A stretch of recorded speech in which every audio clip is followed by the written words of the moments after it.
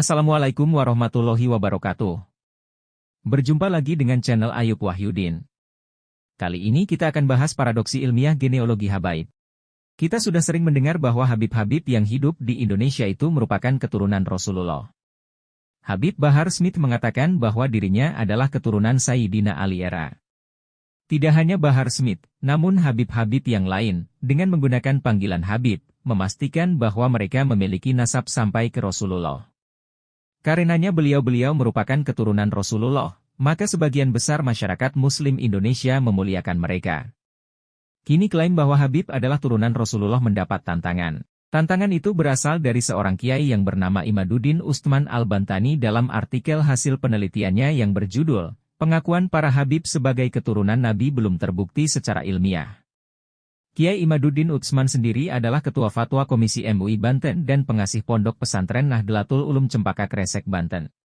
Kiai Imad adalah kiai muda di lingkungan Nahdlatul Ulama yang produktif menulis kitab-kitab dalam bahasa Arab, salah satunya Al-Fikrah Al-Nahdliyah fi Usul wa Al-Furu, Al-Sunnah wal Jamaah. Dia berpendapat bahwa Habib-Habib di Indonesia mayoritas belum terbukti secara ilmiah memiliki jalur darah ke Rasulullah.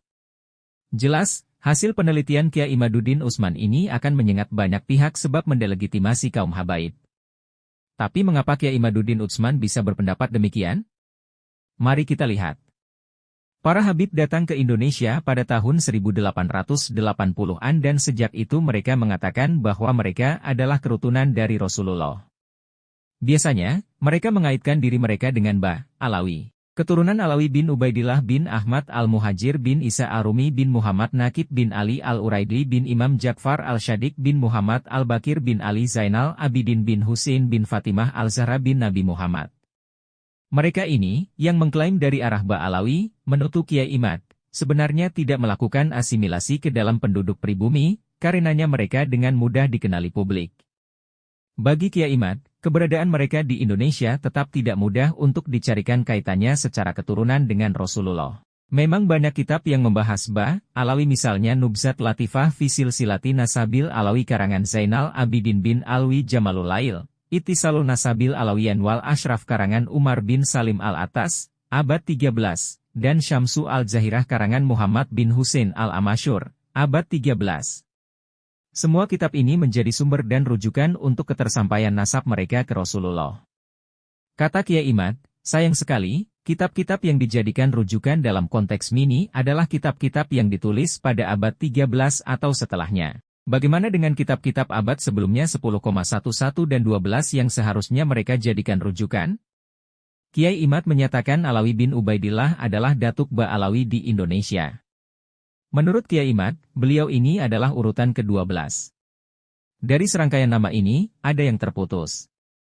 Menurut Kiai Imam, terputusnya nasab itu di rangkaian keturunan Ali al-Uraidli. Menurut penelusuran yang dilakukan Kiai Imad, kedudukan anak Ali al-Uraidli ini penting untuk menyambung pada datuk para Habib di Indonesia, yaitu Alawi bin Alawi.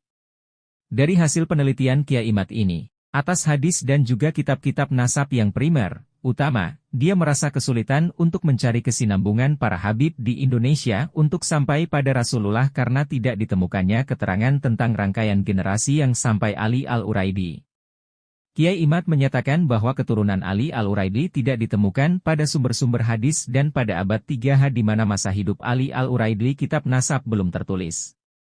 Kitab nasab baru ada sejak abad 5 dan menurut kitab ini memang Ali al-Uraidli memiliki keturunan 4, Muhammad bin Ali, Al-Hasan bin Ali, Ja'far bin Ali dan Ahmad bin Ali, Tadzibul Ansab karya Al-Ubaidili. Dalam berbagai kitab, meskipun berbeda soal jumlah anak, namun mereka berpendapat bahwa Ali al-Uraidli memang memiliki anak. Anak Ali al-Uraidli yang menjadi perangkai habaib sampai Rasulullah, kata Kiai Imad, ada pada Muhammad al-Nakib yang memiliki anak bernama Isa. Lalu Isa memiliki anak Ahmad Muhajir dan Ahmad Muhajir memiliki anak bernama Ubaidillah. Pada Ubaidillah inilah teka-teki terjadi apakah para Habib kita memang benar-benar sampai pada Rasulullah atau tidak. Kiai Imad lalu berpendapat bahwa berdasarkan Imam Al-Fakhrur Razi dalam kitabnya Al-Syajarah Al-Mubarakah, Ubaidillah sebagai anak Ahmad bin Isa itu tidak terkonfirmasi. Lebih lanjut Kiai Imad mengatakan bahwa, penisbatan Ubaidillah sebagai anak Ahmad tidak bisa dipertanggungjawabkan secara ilmiah, Karena kitab nasab tertua Tahdzib al-Ansab, abad 5, dan Al-Syajarah al-Mubarakah, abad 6, tidak menceritakan Ahmad memiliki anak bernama Ubaidillah. Memang ada kitab-kitab nasab yang menyebutkan Ubaidillah sebagai anak Ahmad bin Isa, namun menurut Kiai Imad, itu tidak kuat karena adanya keperputusan riwayat. Nama Ubaidillah sebagai anak Ahmad bin Isa baru muncul pada abad 10 dan tak tersebut dalam kitab-kitab sebelumnya. Apa yang dilakukan oleh Kiai Imad ini sangat menarik karena keberaniannya mengungkapkan hasil penelitiannya untuk dibaca oleh banyak kalangan termasuk kalangan selain itu, topik yang dibahas juga merupakan topik yang sensitif. Konstruksi tentang Habib sebagai keturunan Rasulullah yang sudah berabad-abad terbangun di Indonesia oleh Kiai Imad berusaha untuk dipatahkan. Sudah barang tentu akan banyak orang dan juga Habib sendiri yang merasa bahwa penelitian Kiai Imad ini mengada-ada dan ditujukan secara tendensius untuk menyerang pada habaib melalui penelusuran sejarah. Dan jika itu terjadi, maka bantahan pada Kiai Imad harus dituangkan pula dalam bentuk penelitian sejarah kerutunan Rasulullah di Nusantara ini. Bagi saya, penelitian Kiai Imad ini bisa dikatakan sebagai model bagaimana santri atau kiai mempelopori model kerja ilmiah yang didasarkan pada data-data sejarah yang konkret, bukan mitologis. Bagaimana jika penelitian Kiai Imad terbukti salah? Jika terbukti salah dan bukti salahnya juga menggunakan prosedur riset ilmiah, maka itu sangat wajar dan biasa terjadi.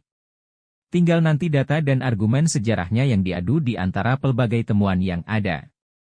Namun jika penolakan atas penelitian Kiai Imad ini dilakukan dengan cara yang tidak ilmiah, misalnya, kecaman dan kekerasan, maka itu tidak bisa diterima. Penelitian harus dibalas dengan penelitian, itu pakemnya. Sebagai catatan, konstruksi sejarah yang kelihatannya mapan termasuk tentang Habib pada dasarnya adalah bahan sejarah yang terus-menerus terbuka. Mereka yang berminat akan mendalami dan meneliti dan hasilnya bisa saja berbeda dari sejarah yang mapan. Saya kira itu pembahasan kali ini. Wassalamualaikum warahmatullahi wabarakatuh. Terima kasih. Jangan lupa like, komen dan subscribe.